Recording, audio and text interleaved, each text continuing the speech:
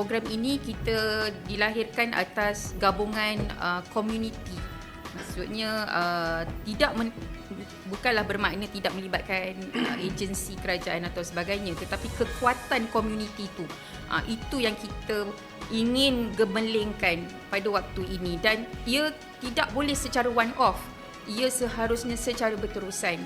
Maka lahirlah idea untuk kita buat satu network, community network yang bersikap holistik.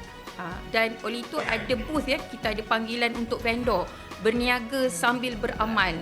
Ini pun kita masih lagi buka kepada vendor.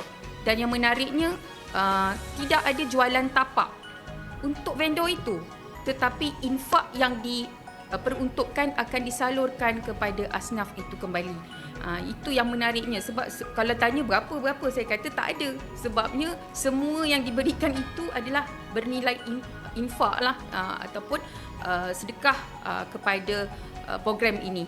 Jadi itu satu perkara yang saya rasa lain daripada yang lain. Dan buat pertama kalinya kita bergabung dengan pihak sekolah, yang ini di bawah PIBG.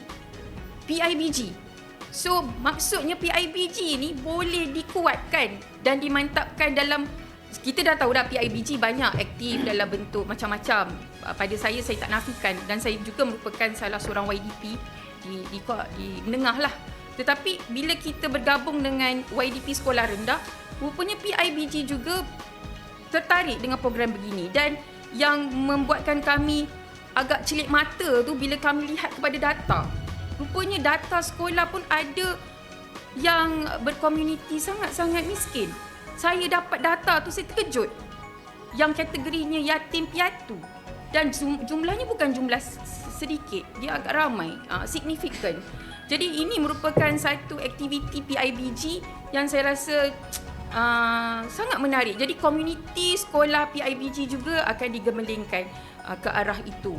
Dan perhatian yang dibawa oleh pihak PTPTN lah, supaya ibu bapa juga mendapat bengkel keibubapaan untuk itulah. Jadi antara sedikit sebanyak yang saya boleh kongsilah perkara-perkara yang baik, dan saya jemput kepada semua semua media pihak luar, NGO, tak kira siapa pun, sebab saya juga menerima dalam saat ini ada juga ingin berkolaborasi dengan program ini, tuan. Maksudnya perkara ni bukan akan jadi one off, dia akan ada lagi program-program yang dia nak buat secara network. Jadi ini merupakan satu usaha murni, satu usaha yang tidak hanya TIC, tetapi rakan-rakan saya yang lain-lain yang turut menjayakan program ini.